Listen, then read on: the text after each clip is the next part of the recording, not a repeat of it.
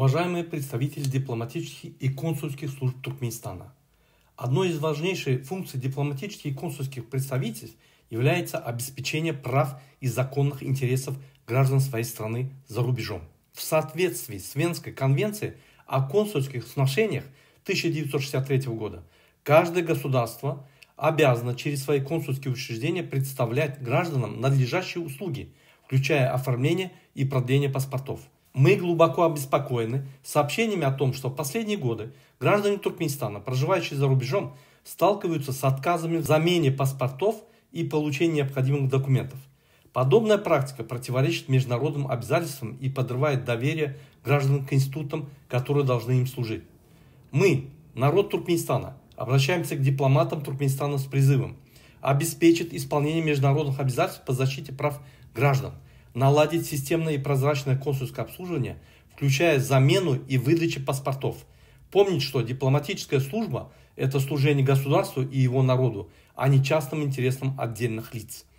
Консульские услуги должны быть доступны каждому гражданину Туркменистана, независимо от его социального положения или политических взглядов. Для развития дипломатии в Туркменистане нам надо использовать мировой опыт и поднять уровень подготовки дипломатов для дипломатической службы. Опыт многих стран показывает, что эффективная дипломатия требует постоянных модернизаций и профессионального развития кадров.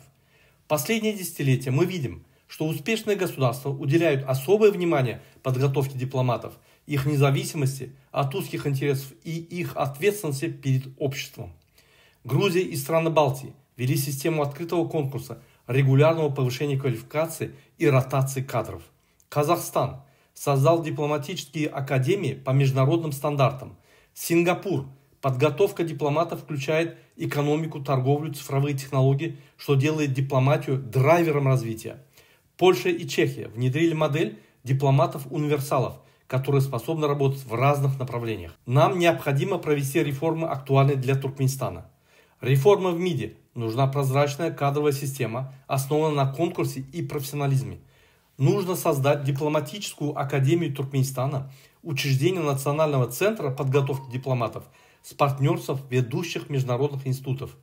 Проводить ротацию кадров, обязательное чередование работы внутри страны и за рубежом. Дипломаты Туркменистана должны иметь современные компетенции.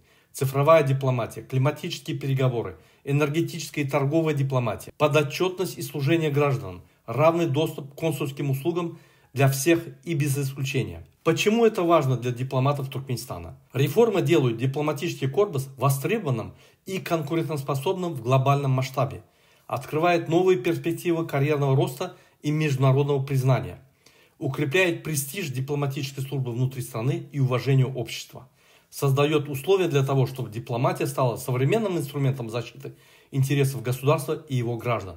И в заключении хочу сказать, дипломаты служат не только государственным институтам, но и всему народу своей страны. Международный опыт показывает, реформирование дипломатической службы, повышение ее профессионализма и подотчетности – это путь к тому, чтобы дипломатия стала подлинно современной и уважаемой на мировой арене.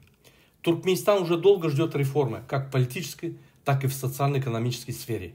Мы безнадежно отстаем от соседних стран, поэтому прошу вас поддержать наш туркменский народ и быть участником всех предстоящих событий по изменению авторитарного строя и перехода к демократической форме правления государством. Все будущие реформы в первую очередь коснутся вас, и вы по-настоящему почувствуете, что ваша работа приносит авторитет не одной семье, а нашему государству и нашему народу. Вы наконец-то будете служить своему государству и своему народу.